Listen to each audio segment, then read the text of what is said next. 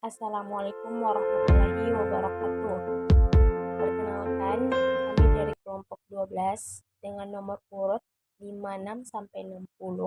Di sini kita akan menjelaskan mengenai metabolisme lipid. Terlebih dahulu kita akan memperkenalkan anggota kami, yakni Sri Enun Sapa, saya sendiri, Risna Rabanani, Safril Salam Abdullah, Saldi Hidayat, dan Muhammad Gilang Ramadan. Baik, langsung saja kita masuk ke materinya. Assalamualaikum warahmatullahi wabarakatuh. Perkenalkan, nama saya Sri Enun Sapa dari Prodi PSP dengan NIM STK 320016. Di sini saya akan menjelaskan mengenai metabolisme lipid yang merupakan sintesis dan degradasi lipid dalam sel yang melibatkan pemecahan atau penyimpanan lemak untuk energi. Lemak ini diperoleh dari mengonsumsi makanan yang menyerapnya atau disintetis oleh hewan. Metabolisme lipid sering dianggap sebagai proses pencernaan dan penyerapan lemak. Makanan metabolisme lipid sering dimulai dengan hidrolisis yang terjadi dengan bantuan berbagai enzim dalam sistem pencernaan. Metabolisme lipid ini terjadi juga pada tumbuhan, meskipun prosesnya berbeda dibandingkan dengan hewan. Setelah hidrolisis adalah penyerapan asam lemak ke dalam dinding usus.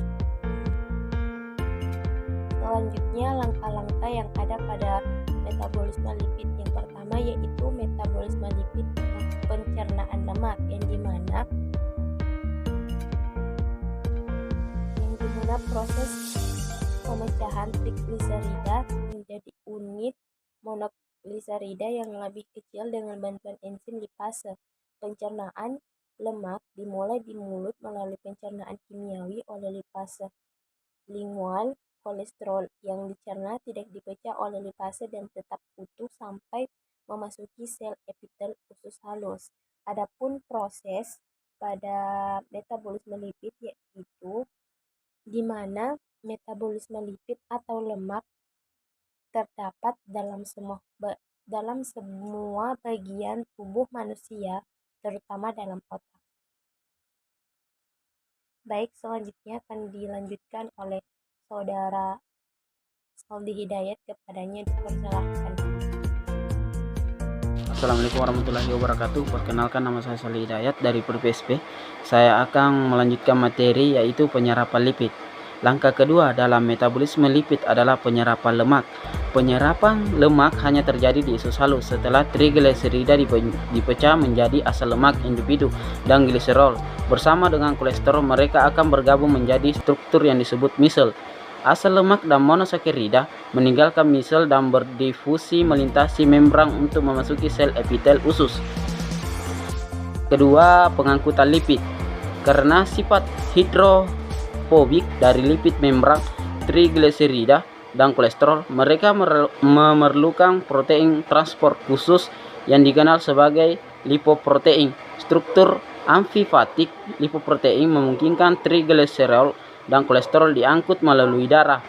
Kilomakron adalah salah satu subkelompok lipoprotein yang membawa lemak yang dicerna dari usus halus ke seluruh tubuh. Kerapatan yang bervariasi antara jenis lipoprotein adalah karakteristik dari jenis lemak yang mereka bawa. Sebagai contoh, lipoprotein densitas sangat rendah membawa trigliserida yang disintetisasi oleh tubuh kita, dan lipoprotein densitas rendah mengangkut kolesterol ke jaringan primer kita. Sejumlah lipoprotein ini densitas di hati, tetapi tidak semuanya berasal dari organ ini. Terima kasih. Baik, Assalamualaikum warahmatullahi wabarakatuh. Perkenalkan, nama saya Muhammad Gilang Ramadan dari Prodi PSP dengan STK 3200009. Baik, pada kesempatan kali ini saya akan menjelaskan tentang metabolisme lemak. Yaitu setelah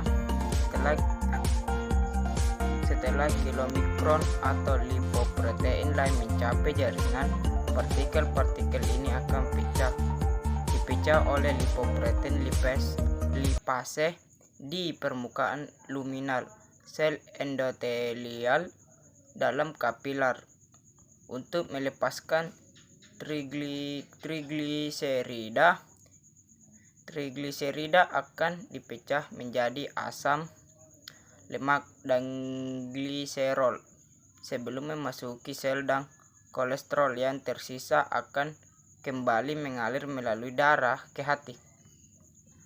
Kemudian dalam sitosel sel, misalnya sel otot, gliserol akan dikonversi menjadi gliserida 3-fosfat yang merupakan perantara dalam glikolisis untuk mendapatkan oksidasi lebih lanjut dan menghasilkan energi. Produk utama jalur oksidasi beta adalah asetil CoA yang digunakan dalam siklus asam sitrat untuk menghasilkan energi. NADH dan FADH, NADH dan FADH. Proses oksidasi beta membutuhkan enzim berikut seperti asal CoA kehidrogenesis, enoil CoA hidrohidratesis, 3-hidrokatsil CoA hidrogenesis, dan 3-kataesil CoA tiolase. Selanjutnya saya akan menampilkan gambar mengenai proses katabolisme lemak. Biosintesis lipid. Selain lemak makanan, penyimpanan lemak yang disimpan dalam jaringan adiposa adalah salah satu sumber energi utama bagi organisme hidup. Triacylglycerol, membran lipid, dan kolesterol dapat disintesis oleh organisme melalui beberapa jalur. Kemudian biosintesis lipid membran. Kemudian biosintesis trigliserida. Kemudian biosintesis asam lemak.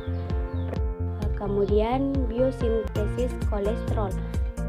Assalamualaikum warahmatullahi wabarakatuh. Perkenalkan, nama saya Syafrul Salambula, STK 320014.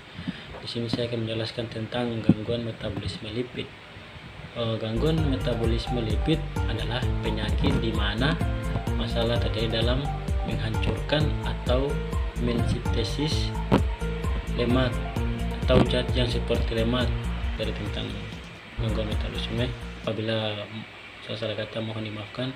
Assalamualaikum warahmatullahi wabarakatuh.